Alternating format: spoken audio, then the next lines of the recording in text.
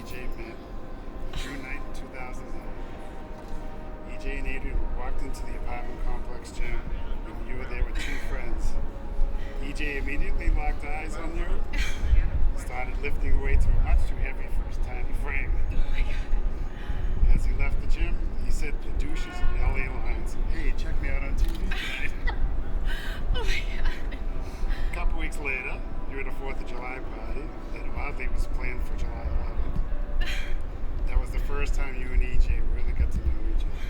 You discussed your future goals, current plans, and where you were from.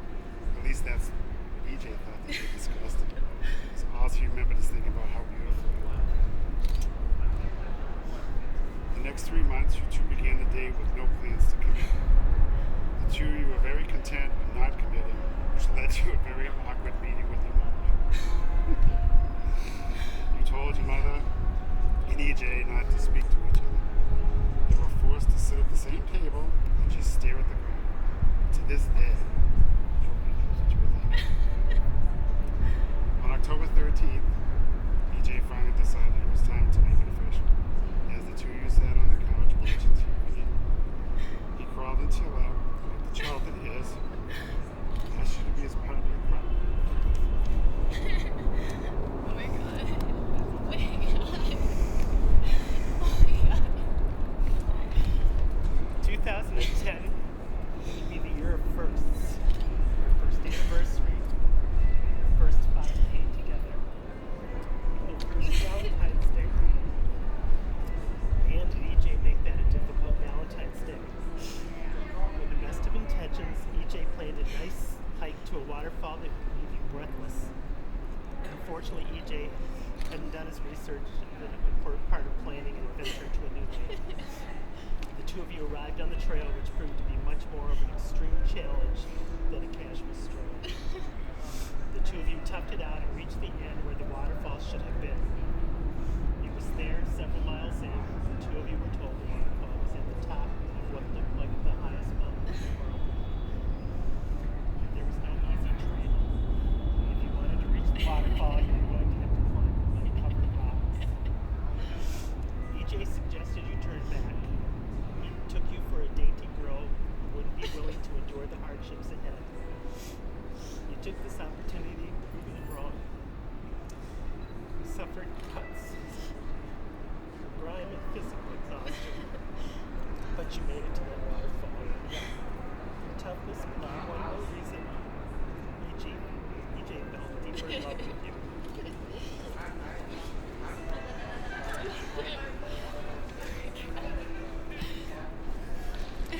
2011 is here. Wow, so much has changed. You guys are moving in with each other, and you'll be traveling around America. And EJ no longer dresses like an asshole. That what makes all of us happy. This year had a large amount of adventure. You made the usual trips home to Boston and Michigan. The two of you went parasailing in Florida. You rode horses through the vineyards of California. You guys even managed to survive Vegas a second time, knowing my son. That is a miracle. One day that stands out in EJ's memory is your trip to Disneyland. This day was filled with fun, nostalgia, and romance. EJ was overcome with feelings of youthfulness and joy. Like a kid, he giggled at the shows and took pictures with grown men inside Mickey Mouse costumes. At one point, you stopped into a store and to take pictures with props on display. For one photo, EJ wore a tuxedo and you were wearing a wedding veil. Just then, EJ realized the thought of marrying you made him happy. What made that day so special was not where he was, but because he was there with you.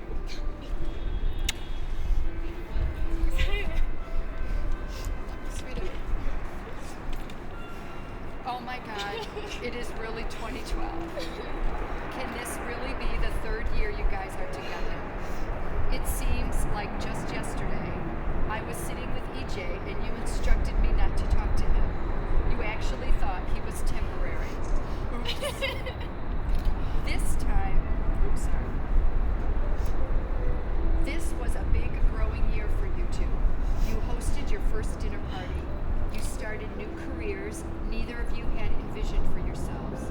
It was a year every decision you made was no longer about one of you, it was about both of you. Finally, after 3 years of dating, the parents met for the first time. EJ orchestrated what would have been a marriage proposal, only to lose his job and find he was not there financially to give you what he felt you deserved. Though this weekend did not go as originally planned, it was one of the greatest moments of his life. Seeing two amazing sets of parents together, still as much in love now as the day they met, made EJ further realize it was something he wanted more than anything, but only if it was with you.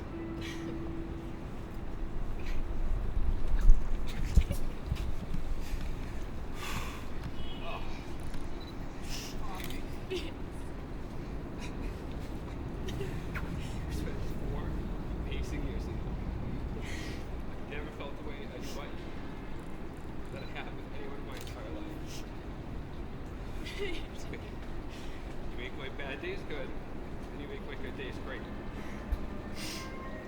You make me laugh, you take care of me sick, and you call me out when I'm being an asshole. And I thank you for that, because somebody needs to.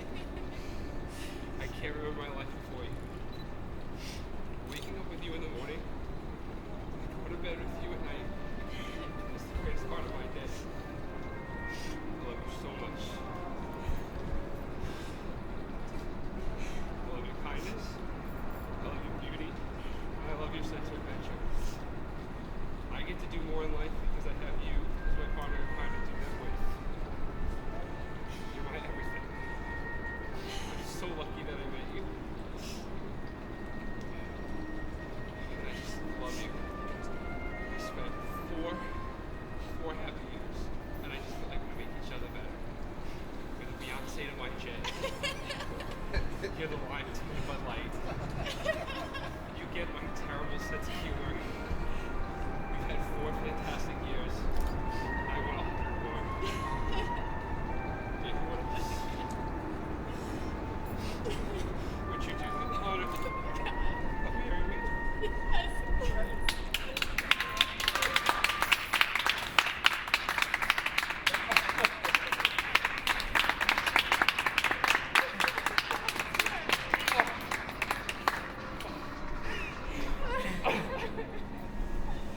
Oof.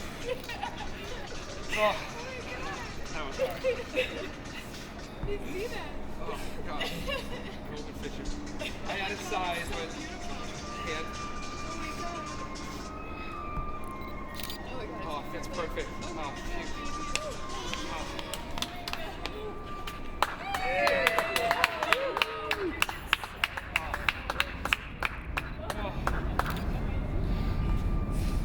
Oh. Love you too. I love you guys behind the camera. Thank you, Adrian, on the right so much. And Frankie. And Tim. And Darlene. Oh, Oh, thank you guys. You guys were a huge I had no part. idea you guys were Would have been so great without you guys.